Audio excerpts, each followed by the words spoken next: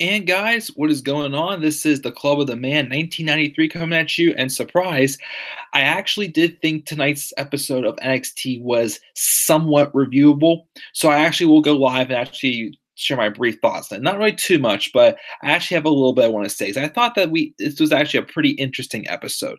Of course, this is my live review of NXT from the November 21st, 2018 edition of NXT. Technically, it is the Fallout show from NXT Takeover War Games 2.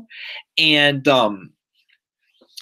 again, usually I don't sometimes I don't always review the NXT Takeover Fallout show, because usually for the most part it's a recap show, and most of the matches feel like just like pre-show matches or something like that, because it basically is like the dark matches from NXT Takeover. But I found a couple little things interesting that happened based off of the matches that we got on this show. So I actually will talk a little bit, because I overall thought this was a solid show. It wasn't one of the strongest NXT episodes I've seen, but I felt we had some juice as far as some storytelling goes tonight. I just wanted to leave my comments on. So I'm not going to really talk too much here. Just leave my comments here.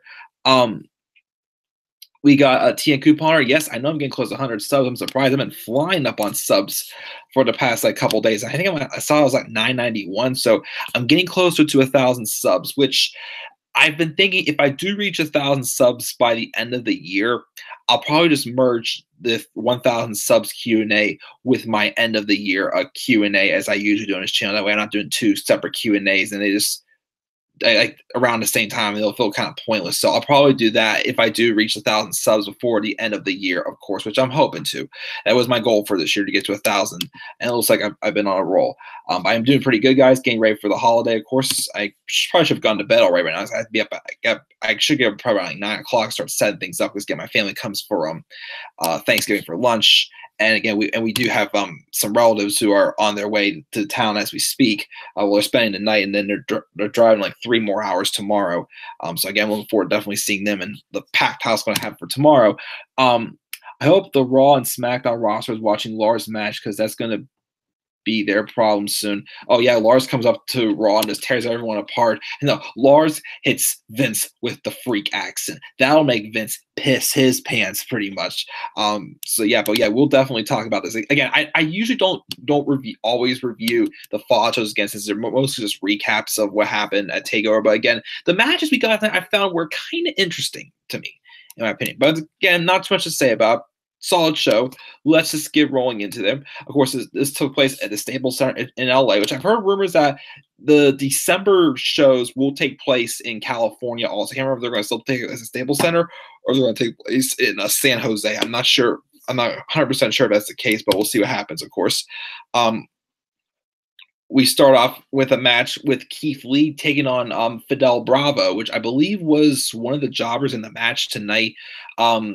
On 205 Live between Tozawa and Kendrick. Apparently, it's just a squash match put over Keith Lee. He pretty much just soaked up the "Oh Bask in my glory" chants. Bravo did try to cheap shot, but Keith just absolutely no-sold it. Then threw Fidel into a corner, hits him with the double chop, crossbody block, finisher with the supernova, just a complete squash match put over Keith Lee. That we see the recap from the women's 2 out of 3 falls match. We see an interview with Shayna Baszler, with Jessamine Duke and Marina Shafir. I keep saying Schaefer, but Shafir. She pretty much just declared herself dominant and unstoppable with her horsewoman at her side, pretty much. So again, they're going to take the Shayna Baszler character to another level here, but also establish Jessamine Duke and Marina Shafir by her side as well. So they are here in NXT. Now, I'm pretty sure we will see a 6-woman tag match or something like that. Again, with those 3 horsewomen and Kyrie, Dakota, and Io, which I think will eventually lead to Dakota Kai. I still think what's going to happen at TakeOver Phoenix at this point is maybe a fatal 4-way with Baszler. Not a fatal 4-way, a triple threat. Baszler, maybe Kyrie Sane. That's the one I maybe still be in or out. Because her issues with the horsewoman women right now. Bianca Belair, who is more than ready again for an NXT Women's Championship match, just have to win it, and Dakota Kai, which I still want to see Dakota Kai get her comeuppance or full comeuppance on Shayna Baszler. I think that's the fatal four going so far for NXT Takeover Phoenix for the women. We see the interview that we got the recap what happened with Cassius Ohno and Matt Riddle, how Ohno got squashed by Riddle. We got that interview, and we also got the fallout from that. And then we had Lars Sullivan taking on another jobber named Keita Murray, I believe it is, one of the freak acts, and just a complete squash. Just got him into the corner at the bell rang. That's all you pretty much wrote. Afterwards, Lars got on the mic and said this is a message, and it's only one he's going to keep sending until he gets an NXT championship match. He picks up Murray and delivers a few cross-face blows, then hurls the enhancement guy over the top rope.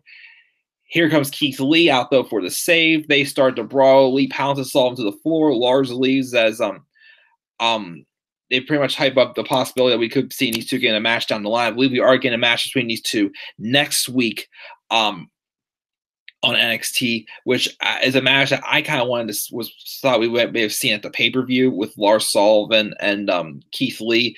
Lars Sullivan felt it could be a good monster to put over Keith Lee, who's more of like the big baby face monster. He's kind of growing a little bit of the facial hair as well. So I kind of like this angle set up for the match for the next upcoming weeks. We then of course get a look back at the Aleister Black and Johnny Gargano match also, where we get a fallout where they're trying to interview Aleister Black. He's ignoring interviews, and then there's a random stare off between Aleister Black and Johnny Gargano's wife, Candice LeRae. They just share along, look at each other before Candice walks off. We then see the recap from Tommaso Ciampa's championship match against Velveteen Dream, and we also get the backstage footage between Sullivan and Lee arguing backstage, which was when Regal officially booked their match for next week when they do the tapings in San Jose. So I guess we're going to San Jose for the December tapings for NXT. We also see the exclusive look at the War Games match between the Undisputed Era and Undisputed Era and the Ricochet Dunn and War Raiders. And then we finally have our main event, which was Nikki Cross taking on Candice LeRae. Pretty much just like, Candice is trying, trying to beat some sense in Nikki Cross. Like, what the heck's going on here? It's like, what have you done to my family? You think this is all funny and whatnot. And pretty much. I actually really thought this is a pretty good match. I think this is one match that's, taking Candice LeRae to another level as well. Like character-wise and in the ring, I felt these two worked pretty good together. Of course, Nikki Cross just kept laughing throughout this match because, she knew all along. And then, Candice was getting more and more pissed off. Like, this isn't funny and whatnot. This is our family we're talking about. And then things changed wherever Candice did that like lion salt move that she pretty much does all the time. That's similar to, that moonsault she does. Or springboard moonsault pretty much. Nikki got out of the way of it. And then at first, Nikki did hit the fisherman's neck breaker, the purge on Candice, and Candice kicked out, and which was a shocker because nobody has kicked out of the purge yet before.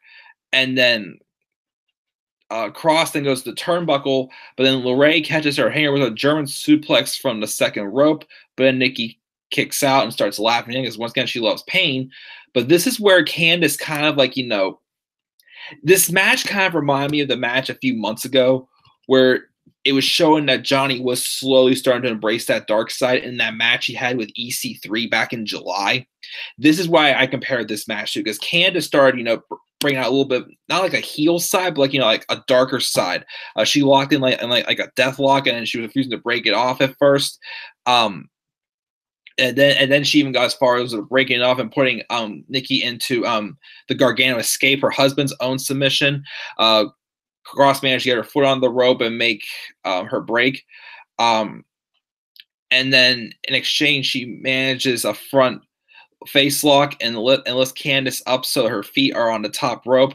And I believe she hit a rope hung spinning neck breaker, pretty much like the purge from like higher up on the rope, and that's what gives Nikki the victory. Which they mentioned also that Candice has been on a losing streak lately, and Chris, this match again, as I said, it pretty much was again when Johnny first started like embracing more of a darker side. It was in July when he faced EC3 in a match.